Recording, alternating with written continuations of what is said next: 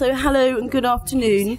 Before I hand over the stage to our esteemed panel gathered here today, I just wanted to take a few moments to introduce this series of talks organised by Unseen in collaboration with the Barbican, which is our first collaboration. So my name's Alona Pardo. I'm a curator at the Barbican Art Gallery. Sorry, that's a bit bassy. From the gallery's inception in 1982, we have a long track record of celebrating and championing photography, which is critical to our exhibition programme. From our very first photography exhibition in 1984, titled American Images, that introduced pioneers of American photography to a London audience, including Eggleston, Shaw, Winogrand, Friedlander, Frank, to name just a few, through to our current Jean-Michel Basquiat exhibition that includes rare photographic documentation from this iconic artist. Photography has the power to reflect a more diverse, more complex, and more authentic view of the world, and I hope that this series of talks that we've organised with Unseen will start to unpack that and demonstrate that. We're truly grateful to the very talented Unseen team for inviting the Barbican to work with them on this annual fixture of theirs to design a lively series of discussions that address head-on some of the pressing concerns dominating photography in these dystopian and tumultuous times, notably the politics of representation, representation of the invisible other, as well as the indexical veracity of photography. So further to this, I'm delighted to be kicking off this series of 3 talks which run from today, Saturday and Sunday, with a timely discussion from private to public, which has a particular emphasis on how today's collectors are looking to share, exhibit, and lend their collections with a wider public, and often working closely with public institutions. And I can say on behalf of the Barbican that we are truly grateful to all of the photography collectors who generously lend to our exhibitions, and I'm sure many other institutions are as well. So without further ado, it gives me great pleasure to hand over the baton to Zelda Cheatle, who will be leading the discussion. So thank you very much for your time. Thank you. Good afternoon, everyone. I'm Zelda Cheatle. I'm from London, and in fact, we've got quite a London panel here gathered round the table, other than our first speaker, Howard Greenberg. I think we're going to just run through the presentations. Do you want to start with yours? You can see the monitors. That's you? That's me. That's me. That's Howard. Okay. Okay. Well, I guess we'll launch right into it. The reason this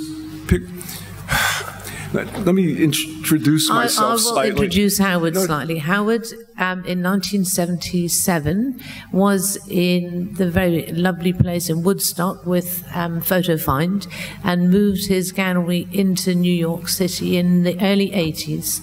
And it has grown and developed to be probably the most lovely of the New York galleries. And Howard not only has a gallery that has exhibited all of the greatest, but he also has a collection of his own that I think he's going to talk about today. So I think we're going to start with a picture from the very beginning of your own collection. Okay, so I started out loving photography, being a photographer, then falling in love with the history of photography. I love printmaking, so the older techniques and materials of photography were extremely attractive to me, and I didn't set out to be a collector. I was too poor, and I had a gallery to run and clients to make. However, when I was very young, I collected everything in sight: baseball cards, marbles, paper clips, whatever I could collect. And the gene, as you know, the collector's gene has always been inside me. I've always wanted to hang on to the things that interest me. So I had some photographs being a photographer. I traded with some other photographers and so on, but I never thought of myself as a collector, or could I be one?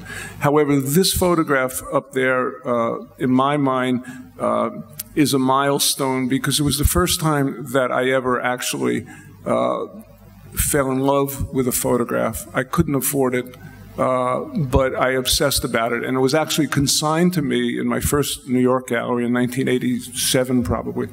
by a collector from California, and I tried very hard to sell it for several months because I really did love it. I should tell you what it is. It's by a photographer named Carl Struss, who was published in Camera Work, which was the journal that Alfred Stieglitz published to represent the photo secession between 1902 and 1917. And Struss is probably one of the unsung heroes of that era, in that he was not just a great photographer, but he was a true modernist in the very first generation of modernists. His vision, the way he thought about photography. And this is a multiple coated platinum print made with a special lens that he designed. And when you see the original object, there's really nothing quite like it. So, cut to the chase, one day I had made a good sale. I felt like I had some money in the bank. I was offering this picture yet again to someone who really couldn't understand spending $4,000 for it. And I said to myself, well, I'm just going to buy it myself. and I did, and it was really the first time that I went on the edge, I went on the line to acquire a photograph for myself. That's why I feel this is maybe the first photograph that I really acquired as a collector. And I'll go on. Now, right, they asked about the first and the last. So this is possibly the last photograph. It's hard, you know, as a collector, you never stop collecting, but this one I acquired right at the, I don't know, end of the run of my collection show, which ended here in Amsterdam 3 years ago. And I shouldn't say I acquired it. It has really great meaning. It's by Edward Steichen. It's a portrait, obviously, in color when there was no color photography, because Steichen, amongst many things, was an extraordinary experimenter with the medium and worked with the newest ideas of how to do different sorts of things, including create a color photograph. And this portrait is completely unknown. I had never seen it before. Joanna Steichen, Edward Steichen's widow, had pulled it out of a vault with about 20 other photographs, which were her rainy day photographs after we sold most of her archive. And this one captured my attention and others. I never really offered it for sale. I showed it to people, but it was one of these things I just fell for and hung on to it. Well, Joanna passed away not long after that, and in her will, she very beautifully and generously allowed me to select one photograph of my choice before the rest of what she had was divided up, and I selected this for my personal collection. So that's the last photograph I acquired. Now we're on to, am I showing everything? Yes. Oh, okay. A bit more quickly now. Okay, much more quickly, because there's a story on everyone. So this is Manuel Álvarez Bravo, obviously. It was the third print of this photograph that came into my possession. I sold the other two, regretted it. This third beautiful one I kept. Can you see that? No. It's too dark? Yeah, well, it's a dark photograph anyway, made more dark by our system here. It's by Roy de Carava, one of my very favorite photographers, whose printing is infused with poetry of atmosphere, and in his case, darkness, and interpretation of African-American life in his time. And this is a large, oversized, unique vintage exhibition print, which I acquired from his first wife and went right home with me.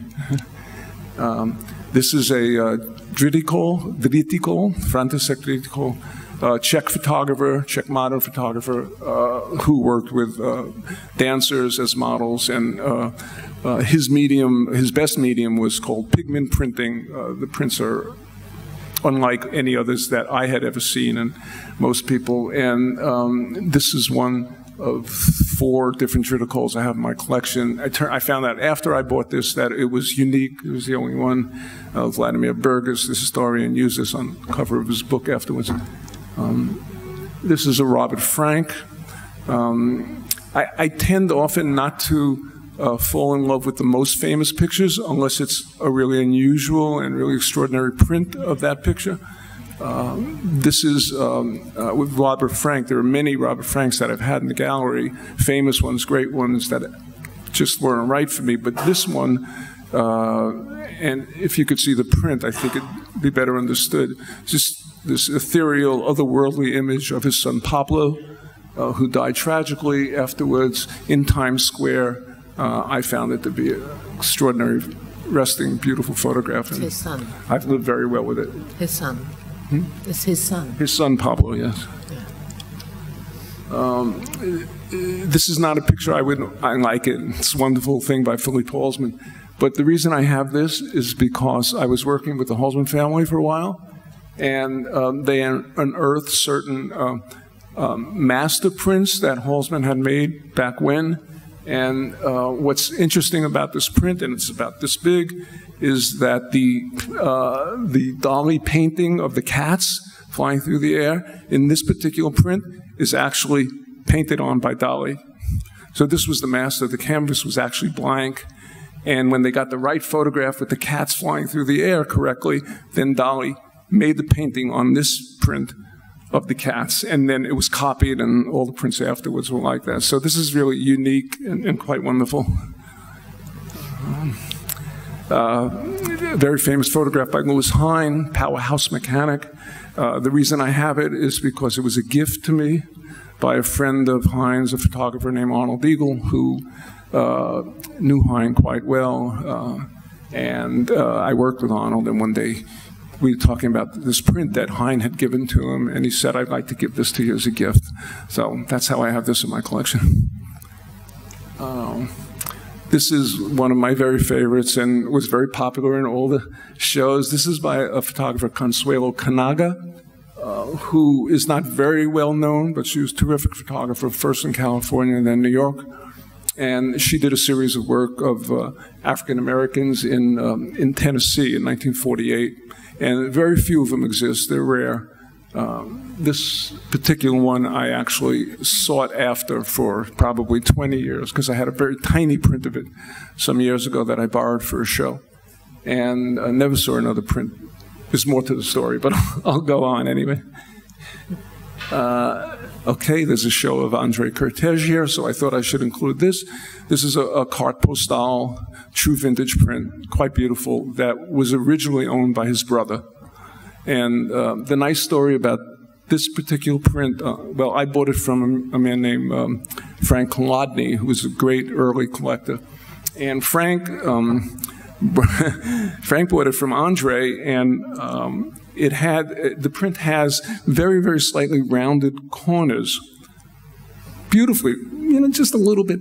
And why? Because Andre used to carry it in his shirt pocket and show it to people and try and get $10,000 for his brother back when photographs weren't worth $10,000. So he was constantly taking it in and out of his shirt pocket.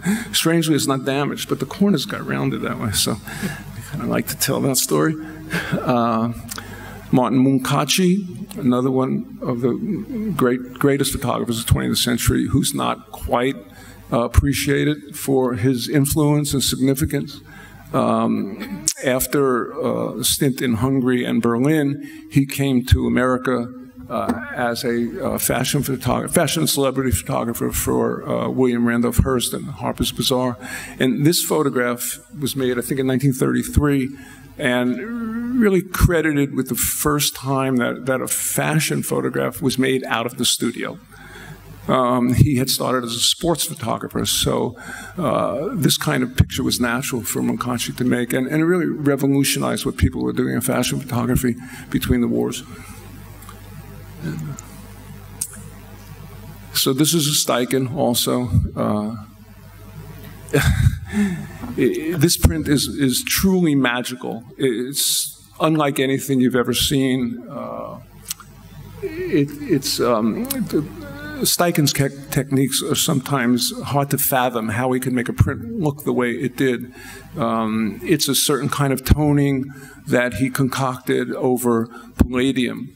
And the photograph itself was made during a several-hour exposure, which in and of itself was an experiment in how to create a three-dimensional feel in a two-dimensional photograph.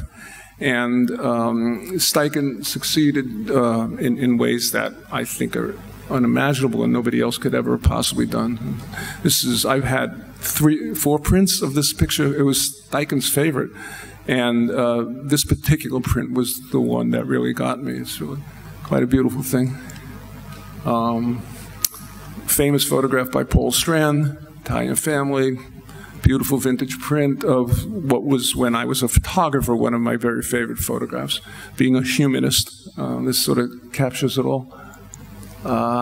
This was the cover of the little catalog that Sam Sturzy and Agnès Sia from Cartier-Bresson Paris, Cartier-Bresson Foundation in Paris created for the show. And this is an Edward Weston of one of his revolutionary poet friends in Mexico back in '23. It's, I don't know, I think it's one of the greatest portraits ever made. And this was truly the only original platinum print of it, not only that I've ever seen, but nobody's ever seen another one. And it's actually kind of dirty, but the dirt it must have come from somebody rubbing clay, Mexican clay on it, because it has that earthy reddish look to it. So I just left it like that. I never cleaned it. It's really an amazing object. Yeah. And that's it. Thank you, Okay, Howard. sure. That's lovely. Thank you. And now I'd like to introduce Maria Sukkar, who, with her husband, has a collection very, very different to Howard, because Maria's collection has been made in the last 10 years as opposed to the last 35-ish years.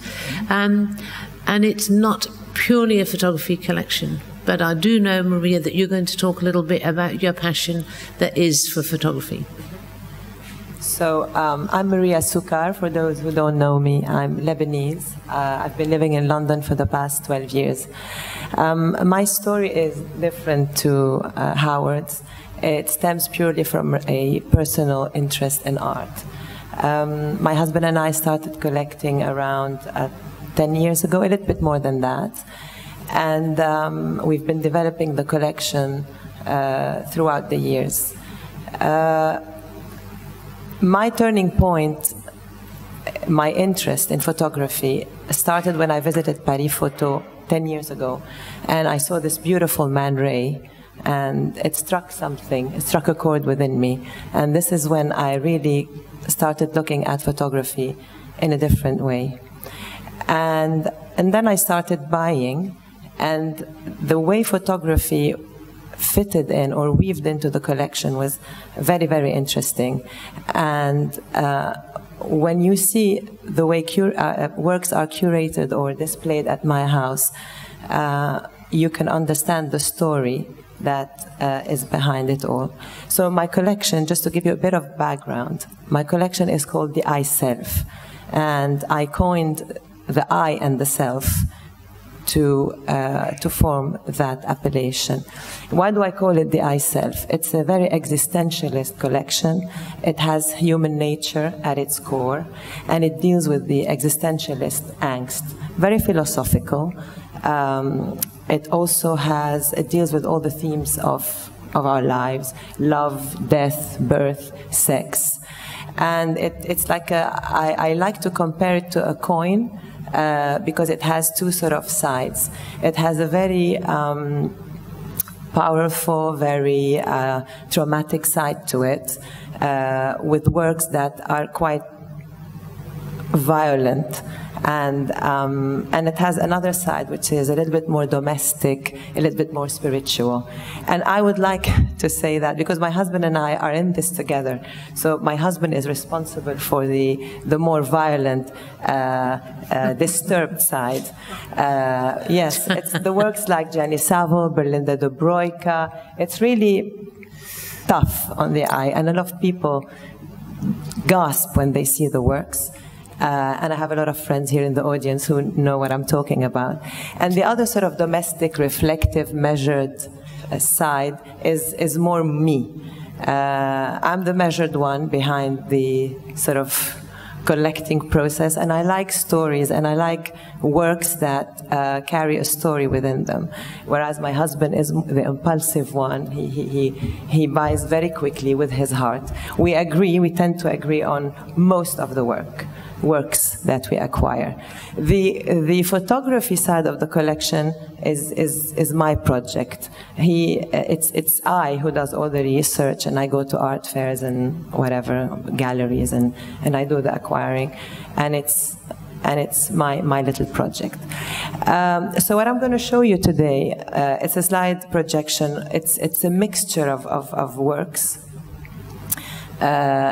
It's both art, as in it's sculpture, paintings, and photography.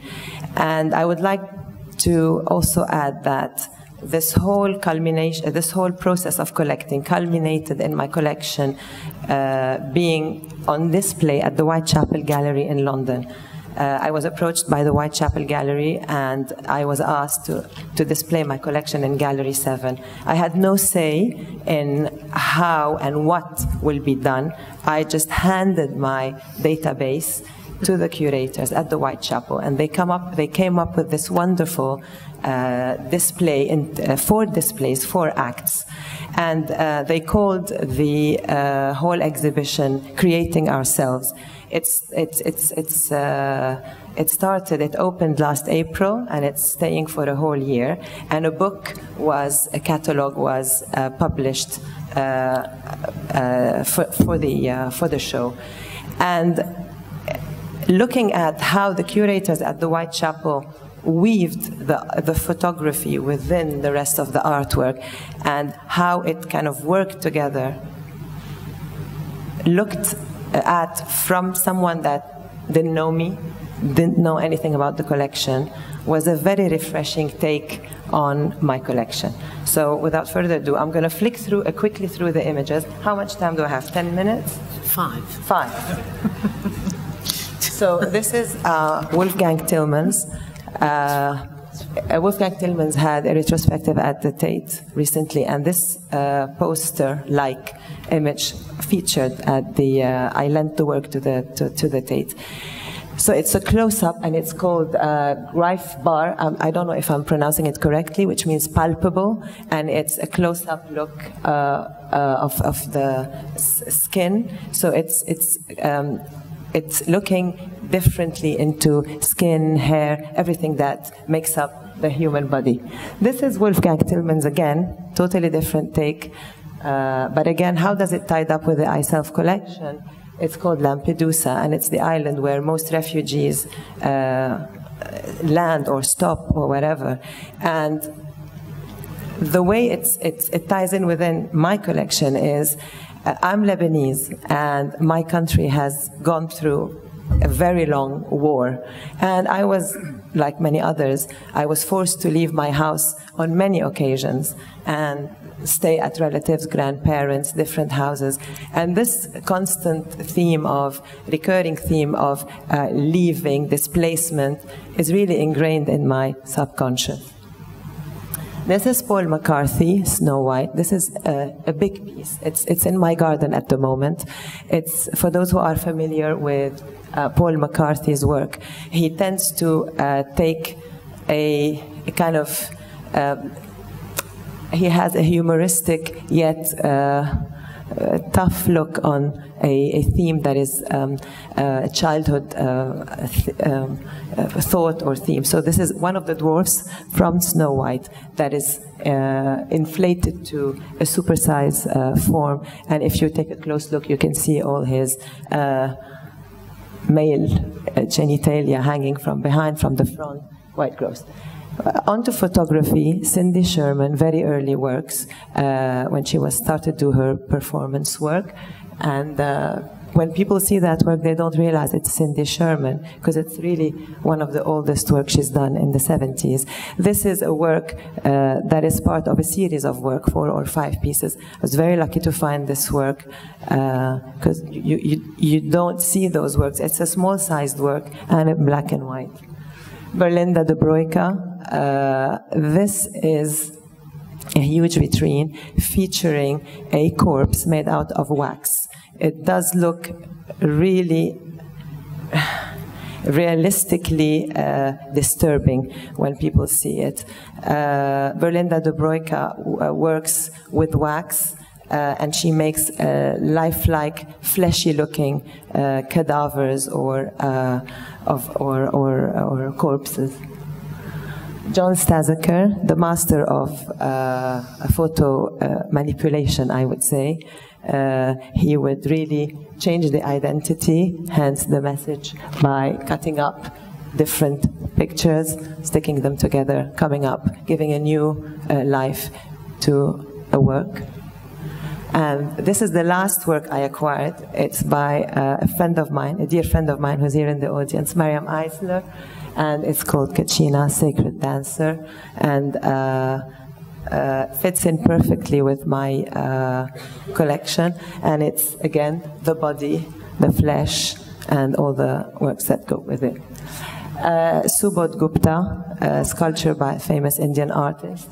Again, this one relates to the theme of domesticity, migration, and speaks to the other side of the collection that I was telling you about. This work hangs in my dining room, by the way. Akram Zaatari, famous Lebanese photographer. He's one of the artists who founded the Arab Image Foundation. Akram goes to this studio in Saida, a town in South Lebanon, and he appropriates images of previous portraits taken by this photographer and displays them as a new work of art. There's a very sad story lying behind this portrait. This lady went to the studio to have her picture taken without her husband knowing, because her husband didn't want her to have her picture taken. That was a very long time ago, last century, mid-century. And when her husband found out that she had gone behind his back to have her picture taken, he was furious, and he went back to the studio and asked for the portraits to be taken, the negatives, and the photographer refused. So the husband said, fine, let me scratch the images so no one can get a beautiful image of my wife. And then the photographer agreed, unfortunately, and then the husband scratched the negative. So that's the image from the scratched negative. And years later, this lady committed suicide because she was so upset from what happened. Last but not least, this is Mona Hatoum, Palestinian artist who lived in Lebanon for the longest time. Mona Hatoum's works always look at the sad place where she comes from. She tends to take domestic objects, give them again a supersized dimension, and makes them either heavy or hurtful or difficult to handle or to carry. And this is a worry bead that a lot of people in the Middle East used, not only in the Middle East, for prayers and whatever. This is a massive piece. It's a sculpture piece that is in my garden in Beirut, actually, and it's very heavy. Each bowl is that big, and it's made out in bronze. I should have had a few shots from my Whitechapel display. Oh yes, the installation. Maybe they're at the end. All right. Is that That's enough? I think I should pass on? I think we can pass it on to Pierre Brahm, who. Thank you, Maria. That was lovely. Yes. Now, Pierre, we're going to have you run through. There. My name is Pierre Brahm. I've been collecting photography since the 1980s, mainly in the UK, and it's been as varied from, I collected 19th century at the beginning, then moved over, it got later and later, to now it's much more contemporary. I've loved it. I used to go to the auction houses in London, buy these tatty bits of paper. I think I was the youngest person there. Nobody wanted some of the stuff, and they were wonderful. They were from Fox Talbots to Julia Margaret Cameron's, and I was fascinated by the quality of the prints, how they put them together. In those days, it looks easy now, but in those days to make a photograph was very tricky and very dangerous, and it was wonderful to see them. So I decided that then I bought also fashion pictures early on, and I put a lot of them in the flats, which we were renting and selling at the time, and that proved a great success as well. And now we've got slightly more contemporary over the years, and do things with various museums, lend more and more, because I had quite a private collection, and I'm going to show you a few of my pictures here. Oh yes, this is Henry Fox Talbot, who discovered the paper negative process, and I got this, I think, at auction. It was in the 80s, and it was a simple but absolutely beautiful image, which I just fell in love with. It was reproduced in Pencil of Nature, which was one of the, I think, the first photo book, and it was absolutely wonderful. The definition on those pieces of porcelain really got me going. So that was the first one at the time. Oh yes, this is Katie Horna, much later. This is in 1960s, a Hungarian lady, a photographer, who moved to Spain and took a lot in the Civil War, and then afterwards emigrated to Mexico and took these surrealistic pictures. This was for a magazine about, would you believe, fetishes and the subconscious. And I love this photo of an actress behind this bottle. Just, it was so avant-garde. And that was that one. Oh yes, you can't quite see all that image, or maybe you can.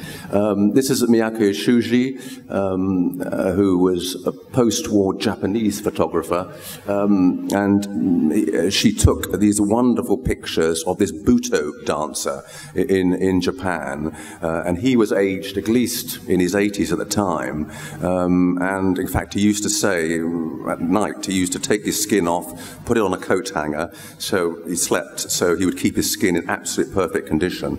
And she was fascinated with me, and there's a contradiction here between old age and beauty. You can't see it very well in this picture, but it is an amazing picture in real life when you see it. The contradiction between old and the beauty of the skin. Oh yes, this is now going back to the UK. Britain. Raymond Moore, who's not all that well known, was well considered in the 70s Welsh photographer. In fact, at the Art Institute of Chicago, he had an exhibition in 1970, so he was very well thought of in the early days. He went back to teach in Cumbria and took the simple to make them look stunning, and I just found this image, which I think I found at a dealer, fascinating. Broken glass with a shell, so modern. And he used to say, you don't have to go far to take a good image, and he just concentrated on his Welsh area, the villages where he was living at the time. Oh yes, this is Ivan Shagin, who was a post-Soviet photographer and did a lot for magazines under the propaganda of the communists at the time. This was for USSR under construction. He did a lot with Alexander Rodchenko, and this just, I was fascinated with this because it told, it's the power of Russia at the time, and it was a propaganda picture of the gun. So you can see the small person there, the naval officer looking out, and it was the greatness, the power of the country, which got me going, and amazing picture that was. Oh yes, this is a fun one of a still existing Czech photographer, Jindrich Streit. And again, he's still living in Czechoslovakia, and in the 70s, 80s, he was harassed by the authorities because he wasn't taking the pictures they wanted him to take at the time. And this was just a fun picture of a gentleman with TV is nearly as big as him. So I just thought that was a fun picture, and it would have been banned under the authorities at the time, actually. Yes, Josef Koudelka, the Gipsy band. Again, this was done for his famous book, The Gypsies, I think 1975, and it was one of his most famous images, and you could see, you could feel the singing, the band playing. It was full of life. This picture, full of life, and the way they were playing and their faces looking on and happy times. It's amazing. It was a great picture, and he took a lot of the Gypsies at the time. And this is probably one of my last ones. Peter Hugo, this was his series, his recent series, Kin, of his memories and times and his feelings of South Africa. He hadn't done a series on South Africa, of his own home country, and this were the people, he did a whole series about 8-9 years of people, family, friends, and places. And this gentleman, he met at his surfing club in Cape Town, and he was helping with the parking of the cars, and you can see, the strong face. He'd been to prison. You could see the gangs he'd been in by the tattoos on his face, and I just found it very, very strong. Thank you, Pierre. That was lovely. Thank you very much. And now I'd like to introduce Tristan Lund. Tristan is co-curating a collection that's really based very much in documentary, photojournalism. I think it's called many things, but you will define it for us, Tristan. Yes, so Zelda says it's not my collection, but at the beginning of the collection, about 5 years ago, I was asked by Harriet Logan to work on it with her. Harriet was a photojournalist herself, and so the collection really began by her wanting to find the classics of 20th century photojournalism, the iconic images that really sort of transcend photography and are more about these visual markers of key historical moments over the last 100 or more years. So the picture I imagine we all know was the first that came into the collection. And the most recent is the work of Seamus Murphy. So about 2 or 3 years ago, we made a decision to actually focus on living, working photographers, artists, photojournalists, documentary photographers, because a sense that the industry, the press industry is changing greatly, and this was a way that we could support those practitioners. A key element of the collection really is the idea of taking images that were taken as to be seen as sort of transient images in the form of newspaper and magazines, often as illustrations to text, remove them from that context and focus on the images in the same way we're taught to appreciate works of art, certainly in the West. So focusing on photography as a physical object rather than as a transient image. Removing the text and putting the work in a frame behind glass.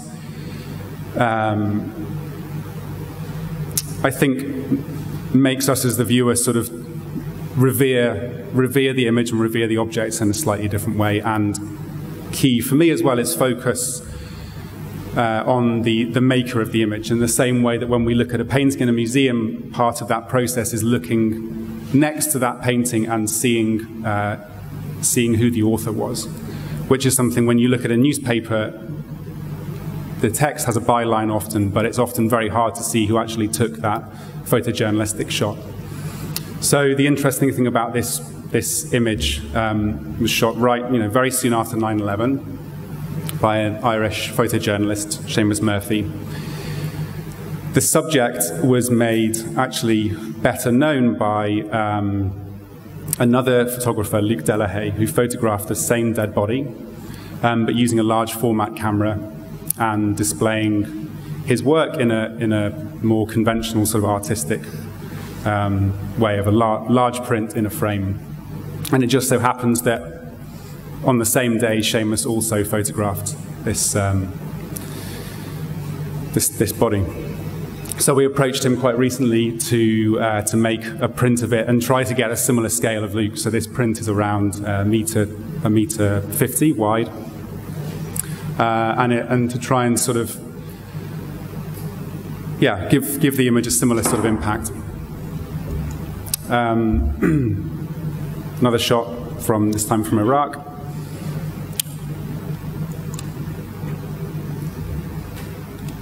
McCullen's seminal image from the Vietnam War.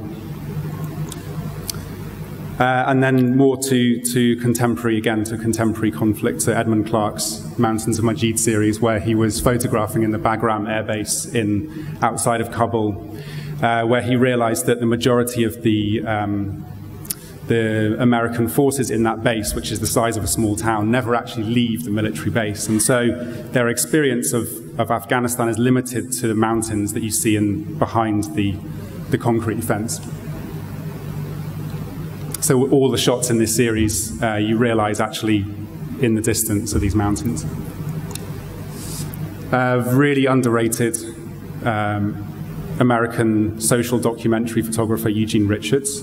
I think underrated because he's showing the truth of his own country rather than going to other countries and bringing back images sort of from exotic, far-flung places. He is getting recognition in his older age. I mean, he's been well known from within, from other photographers, I think, for many, many years, but should be better known, I think. This is an image where we saw this shot, I think probably online, and approached Damon Winter, who's a New York Times staff photographer, and actually asked him if we could assist him in making a print at the same scale as an Ed Batinsky work, which is also in the collection of this sort of Turner-esque, very painterly image of a dam in China with water kind of swirling around, and it's a very similar color palette. In the middle of the image is a US soldier who's been injured, and what you're seeing is, as a helicopter lands to take him away, is all of the debris kind of flying around. So what has been exciting about working with photojournalists who don't primarily show their work as a physical object is they're much more open to collaborating in the presentation of their work. So I think whereas Ed Batinsky has a very, very clear, fixed idea of how he would like his work to be seen by the audience, someone like Damon is very much more open to sort of trying new things with his images. And it's been a really successful collaboration. And again, incredibly well-known image.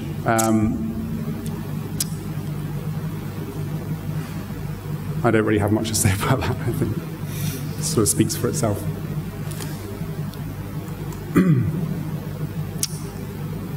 Yeah, and a recent addition, David Monteleone. He showed us this in a book of his recently, and just kind of, yeah, wonderful sort of intimate moment in a way of this is he was invited to dinner at the Kremlin, and as they were all, I think, approaching the table for dinner, he quickly leant over and took this shot, and just sort of sums up the public perception we have of Putin, I guess. A Magnum photographer I think very, very highly of, Matt Black, who again, like Eugene Richards, is photographing poverty in America, the country he comes from. And then, yeah, we're focusing on contemporary social political issues, so the refugee crisis has been key. Again, Matt Black, and again, Richard Moss's work, who was just shown at the Barbican this year with his new work, Incoming. Incredible body of work, and a good example of where the two curators, Harriet, who's from a press photojournalism background, and myself, who's from a gallery background, coming together on sort of meeting of minds on politically engaged photographic art, but outside of the sort of conventional context of newspapers and magazines. And I think lastly, Trevor Paglin, not lastly, but my interest really is in research-driven photography and art, so artists whose the culmination of their research is the photograph. So in a way, it's sort of this proactive approach to social and political issues. And just incredible, sort of almost confusing image from the Sarajevo conflict in the 90s. Again, a very underrated British photographer, Tom Stoddard, but I love this feeling. It's obviously a photojournalistic shot, but at the same time, it could be somehow a fashion photograph. That's the last one. Thank you, Tristan, very much.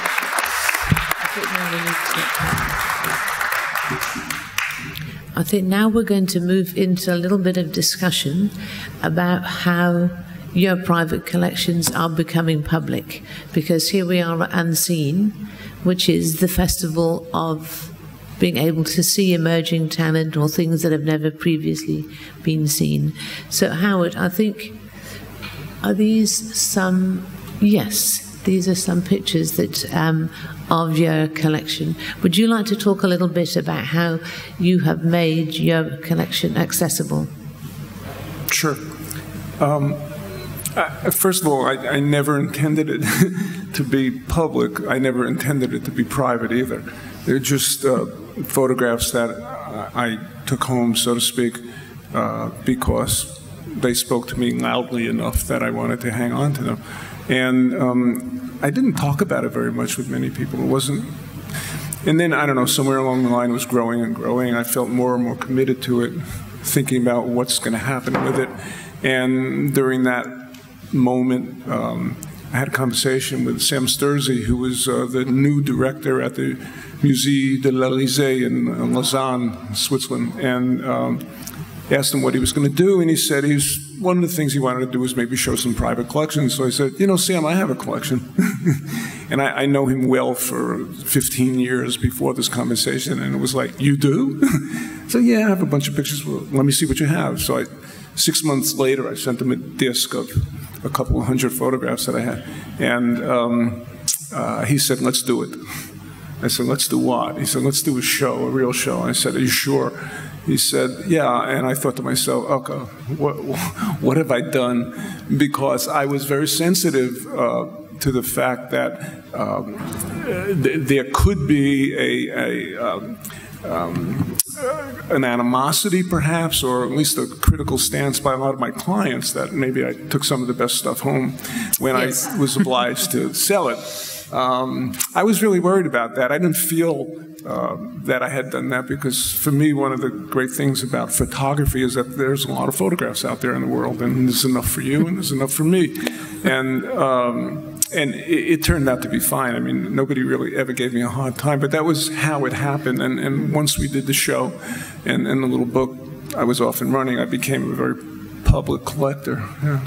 And in fact, there's a book. Isn't there a book of your pictures? Well, it was really a catalog. And I let Sam do the whole thing. I didn't select the pictures. I didn't do the sequencing. I didn't influence it at all. I had to be careful about that. But it's now, is it something that will tour? Something? Will it tour? I mean, this exhibition... Well, the show did tour. It did tour. It was in 4 different venues right. here in Europe, and yeah. now it's home again. Okay. Yeah. So that is a very good response because that's very public. And I know, Maria, because you have put your exhibition into the Whitechapel, how do you envisage it being more public in the future? So, yes. Can you hear me? Yes. Yeah. To be very honest, I've never envisaged for my collection to go into the Whitechapel. I was approached by Ivona. It was a really unexpected. I had to go think about it, consult with my husband, and then I said, okay. It's very difficult. I've always opened my home because I was always approached and asked to open it during Frieze or other art fairs, and I gladly did so.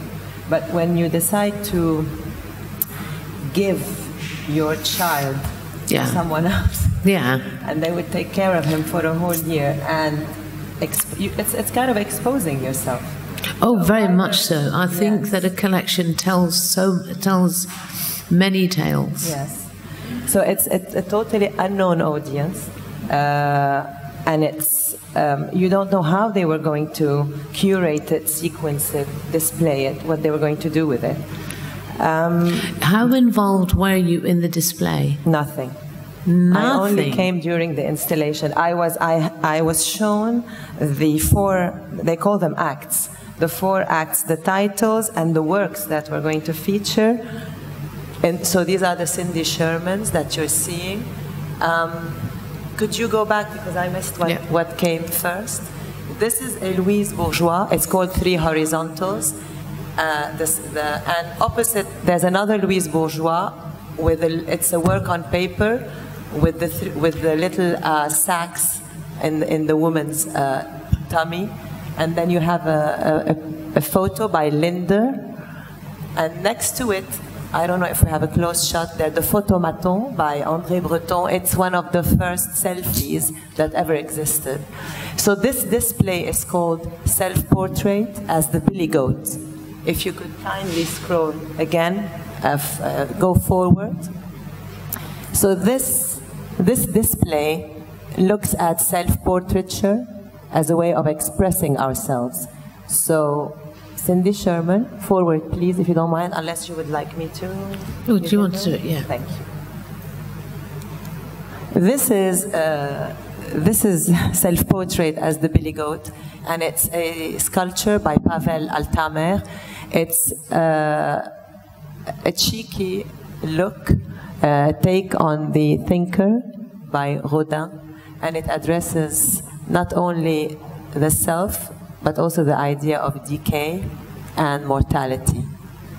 And then you can see The Clock by the Rax Media Group, and instead of the times of the day, you have certain states of emotion. Sadly, we don't have a close-up on this one, so you have nostalgia, anxiety, happiness. Each time of the day reflects on something. So this clock, for example, hangs in my kitchen at home. And the Billy the Goat is in my drawing room. We have a Gilbert and George, Gabrielle Coury, and then this is a back view of the Louise Bourgeois. Oh, sorry, I don't have that. One of my favorite pieces in the collection. So this was Act 1, and now it's been taken down, and Act 2 has had started. And is this Gilbert and George? This is a Gilbert and George, yes. So now all these pieces are back at the house or in storage, and something else has replaced them. But again, I had no say in what was done. I stepped in during installation, and honestly, I was very worried. I didn't know what I was about to see, but I was pleasantly surprised. Right. And I had goosebumps, to tell you the truth. And then when the reviews came, because you know, critics are not always, they tell you the truth, they don't know you. It could be very harsh, it could be very nice, because your friends will always tell you, yeah, it looks great, amazing, But I was very pleasantly surprised that it got good reviews. Because I'm a junior collector and an unknown person, so it's nice to get something positive. Very, very good. Yeah. Very powerful exhibition. Thank you. That's how you become a senior club. So perhaps during Frieze or during one of the art fairs you might open up your home? I usually do that, so yes, yeah. So it will be accessible, and so students could come and maybe research. Yes. So this freeze time, I'll do both. I'll open up my home, and then I will organize tours, because some people approach me and ask me to organize tours at the Whitechapel. So we usually ask the curator to come and explain how the hang was put in place. And usually people like to see me there too, so I don't mind. Because people like to see people behind the process and ask questions to put it more into perspective. But it's interesting that it's you and your husband, so it is two visions coming together, which is very nice. It is very nice. It's very challenging at times, but we make it work. Yeah, it's good. Thank you very much, Maria. Thank you. Okay, so now, Tristan, we're going on to you because we haven't got any installation pictures from Pierre. But we're going to come back to you, Pierre. So, Tristan, would you like to talk a little bit about how accessible you are going to make your collection, the plans that you might have for it? Yeah, the public-facing side of the collection is very important, and I think has been there since the beginning. And people knowing about the collection with the idea that it will attract photographers to seek us out, particularly with the photojournalistic side, where I think this is a format in which a lot of photographers, that kind of photographer, wouldn't think about showing their work in this way as a physical print. We included this because we lent a piece to the foam show, the Richard Moss.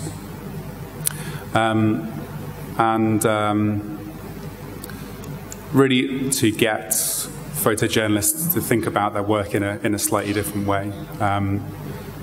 Part of the reason the market for press prints, for 20th century press prints, exists because the physical object actually exists.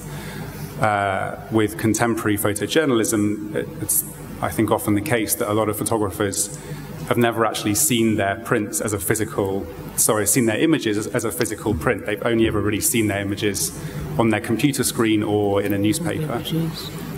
So this was a show we did in Bath this year, focusing actually just on the photojournalism and taking it through from 1919 right through to now.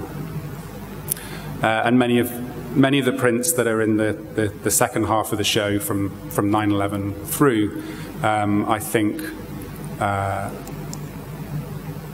very few other people, if anyone, has asked to make a print of these works. So we're sort of doing this proactive thing of seeing some of these images in the press or online, and actually going out and approaching those photographers directly and saying, we would like to help you make a print of this work, and giving them an opportunity that they perhaps wouldn't necessarily have had.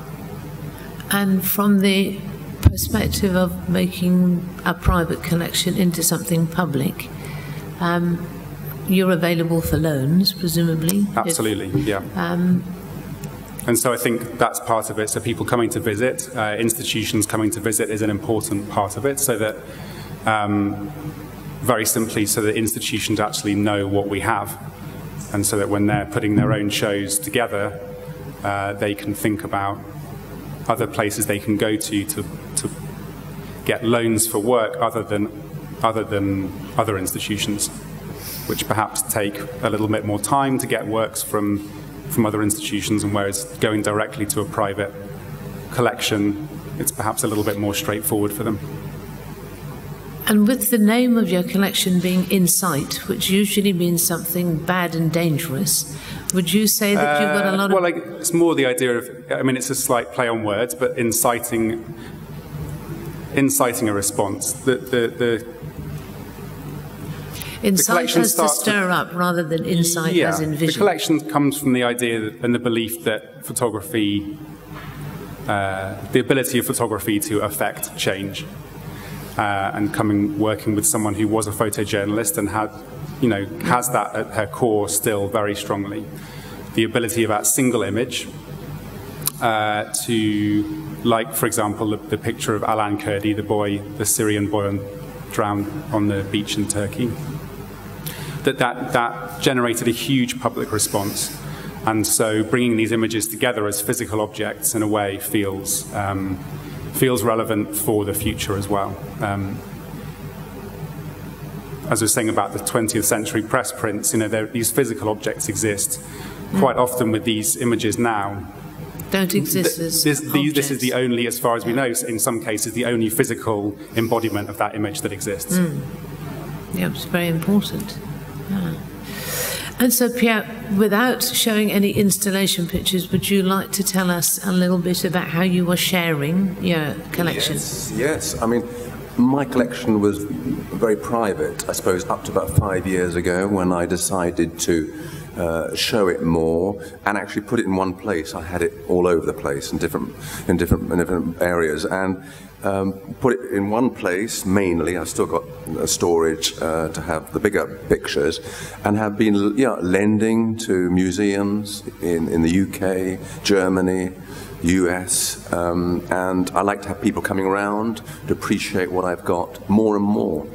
I realize how important it is for people to see these wonderful pieces of paper, and I'm delighted when people come around and see those photos. So I do have groups from various museums on a regular basis. I lend, and I'm more and more willing to show it, to show the collection. Definitely. Well, I think maybe we might open it up. If anyone has any questions that they would like to ask of any of the collectors, that we could open it up to the floor. Has anyone got any questions? Hello. Can you hear me? Speak up a bit. Very close. Can you hear me now? I can certainly hear you now. Great, thanks very much. Just a quick question for Tristan, actually. Do you think this is any sort of model for supporting photojournalism more generally, as we know that the sort of direct earnings of photojournalism's plummeted? Could this work that way, do you think? It's certainly a key part of the ethos of the collection. Photojournalists on the whole, I think, are not really given much opportunity to see their work in this way, and that's not just a recent thing. That goes right back to the first photojournalists. I think, Robert Capa probably was not developing his own, processing his own film and making his own prints. Someone else was doing that. Photography as photojournalism, in a sense, is a tool by which to tell a story. But certainly the point here is trying to emphasize that photojournalism isn't just about being in the right place at the right time, but there are professionals out there in the field take better pictures than amateurs, and there's part of it is about the celebration of that, emphasizing the maker, and encouraging them to think about their work in, as you say, in different formats other than newspapers and magazines and online. Yeah. Well, I think maybe we could discuss amongst ourselves a little bit about the digital 21st century print compared to the analogue, of which certainly Pierre and Howard, your collections are based very much on the objects. And quite possibly, you'll be working with more digital images, Tristan and Maria, possibly. You mean in the future? Or right now, in your collection, have you any digital images? Sure. Well, you can't have a gallery in 2017 without, at least that shows photographs, without having, digitally made images one way or another. So we do kind of join it. I was reluctant at first, but then, we got it 10 years into the 21st century, and I thought it was time. Maria? I tend not to favor digital images, but again, it's the future, so you cannot fight the tide. But personally, I'm more on the authentic side of things. Yep.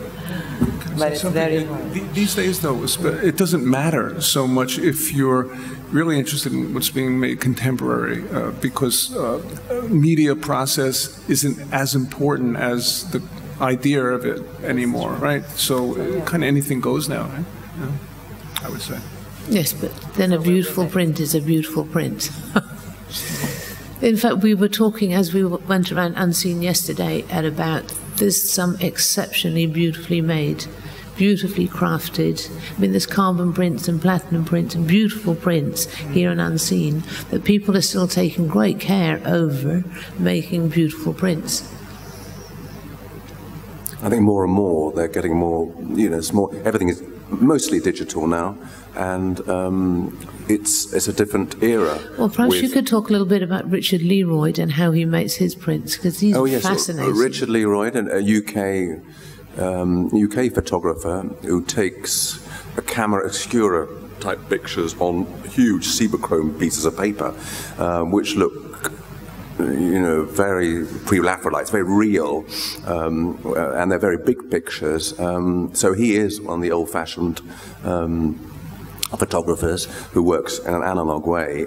So it can work. It can work. Still work on the. Interesting. Next week, next week, Gary Fabian Miller is making his last Cibachrome print. He's inviting people to his studio and darkroom because he'd run out of materials, and his darkroom is piece by piece going into the Victoria and Albert Museum as a fossil of 20th century Cibachrome printing. Extraordinary. Yes, I think it's all. There's none left. I think Richard's got a few more batches, and it's all over after that.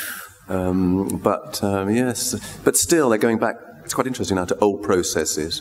People are doing cyanotypes, salt prints, which is quite nice to see, and daguerreotypes. People are doing those old processes, which I think it's nice to see. They come back to the original, but I think. A lot of collectors are like the bigger print and don't necessarily look at what's behind it. Sometimes it's mostly image rather than... with Tristan's collection, it's interesting. A lot of those photographers have never made prints for exhibition or as fine art prints. They've never made them. So it's quite interesting in 21st century printing, you're getting people that have never made beautiful prints. Yeah, and actually probably have had the pleasure of seeing their images as... Pull it towards you. As... on backlit screens for their entire career and making their images completely pop, and then they suddenly, with no experience of printing, they actually, giving them that opportunity to make work in that way opens up a whole new world for them of how their images are seen by the public. And that's for me, that's why I love photography, is that as an art form, there's still that link with craft, which goes back to the origins of the medium, craft and science. I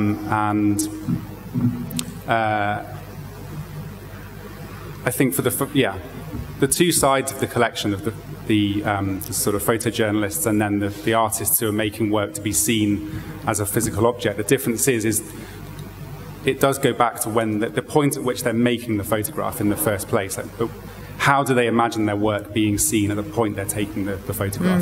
Is it in a newspaper? Is it as a book? Or is it as a print in this way? And I think that shapes the way that they make the work in the first place. Well, it's interesting. It's a conversation I've been having here at Unseen about whether you make work for yourself or you make work in order to show it to other people, because it's two very different ways of thinking. You might end up with the same picture, but conceptually it's a very different thing about if you're making it entirely for yourself. And you see, I think some of those photographers have been so used to working to commission, they've forgotten what it's like to work entirely.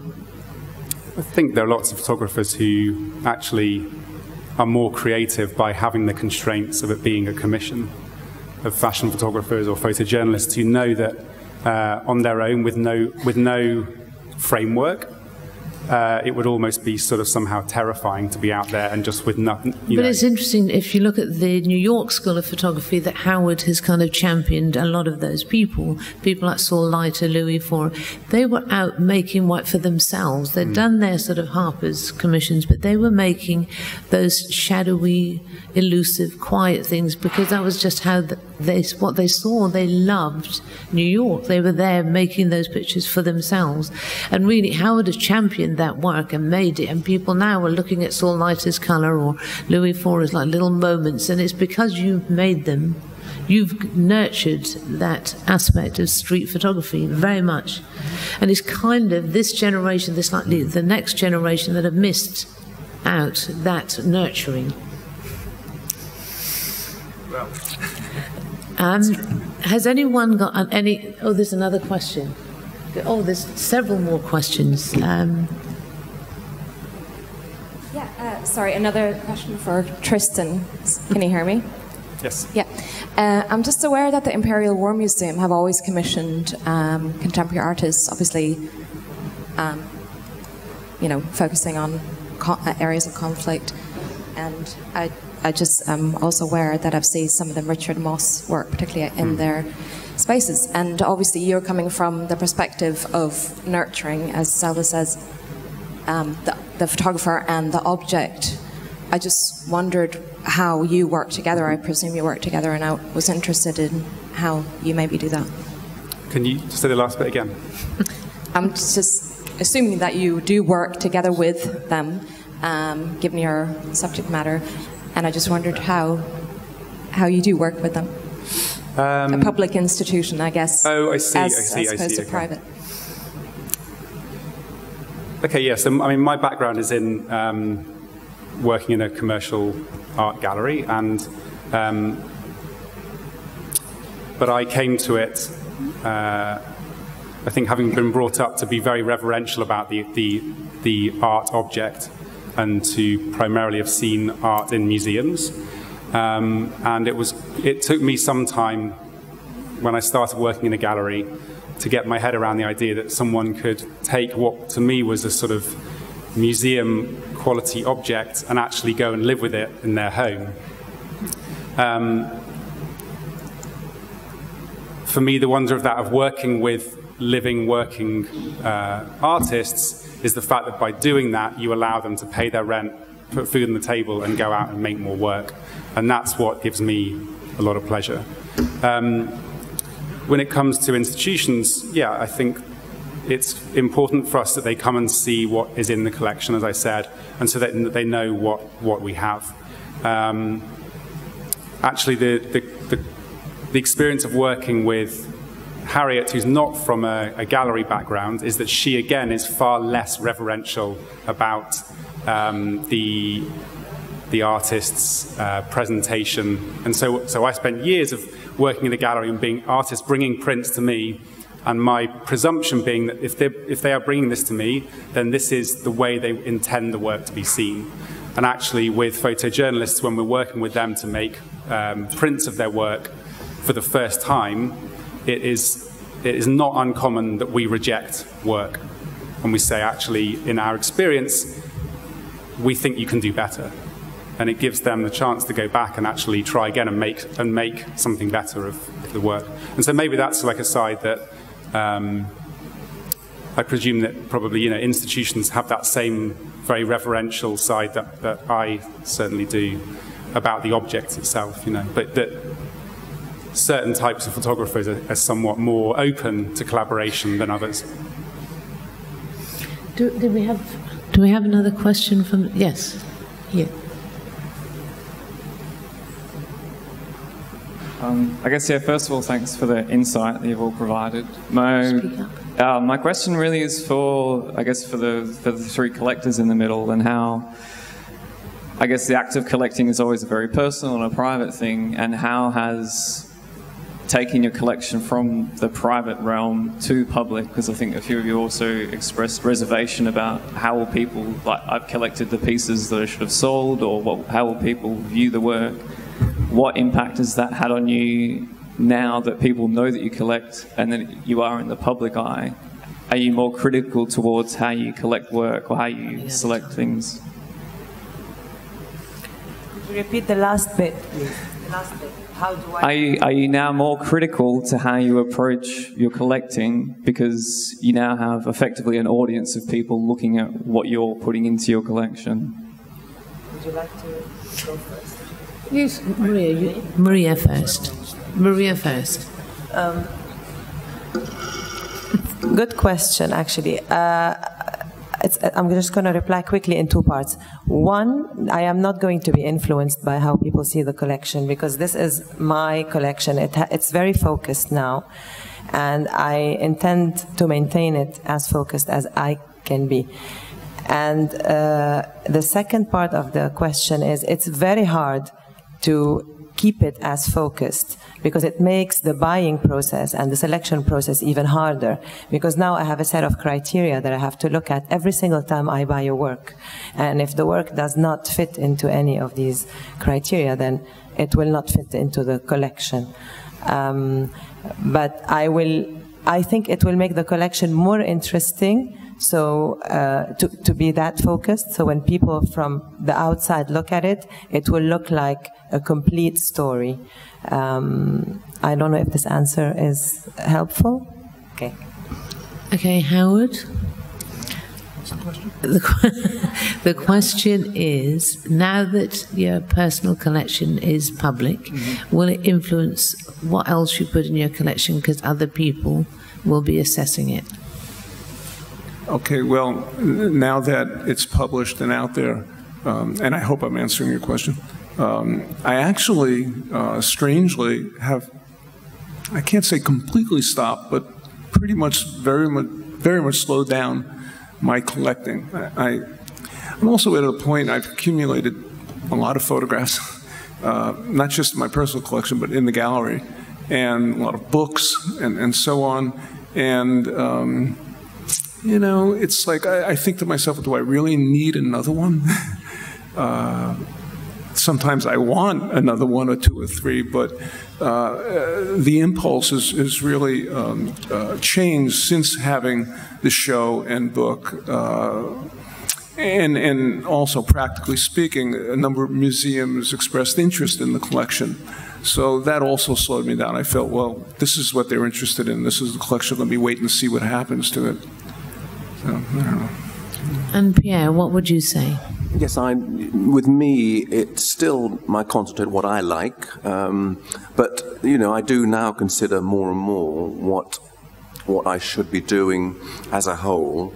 And maybe I used to collect 1 or 2 pictures. I would maybe have to collect 3 or 4, or a slightly bigger series of a particular photographer to make it look more coherent at the end of the day. So, but generally I stick to what I like. And will still do, but there is a bit more of an outlook that you look at it as a whole, and you have to select, you know, maybe different photographers and move on in the same sort of vein as the ones you did choose before, but it varies slightly. But do you think that the having had a curator assist you in ordering your collection has helped you order possibly your potential purchases? Yes, it was in disorder, very much so before. Michael in a terrible state, and I just used to buy and not think very much that I was going to show it. But this was a long time ago, and now, you know, I was unwrapping these lovely pictures of Bill Brandt, wherever it was, and thought, oh God, we've got to show this. So I got it all together, and Elena Vidal has helped me focus much more. Oh yes. So I've calmed down, a bit like Howard probably, calmed down a bit on the buying side and thinking a little bit more about it now. It is lovely to actually collaborate on a collection with somebody like you just enjoyed. And all curators, you know, even my curator or the Tate, which I do a lot with, you know, everyone comes up with a different angle, which is fantastic as a collector. They see different ways of looking at my collection, and that's what I find so fascinating, is the different approaches they've got rather than what you see.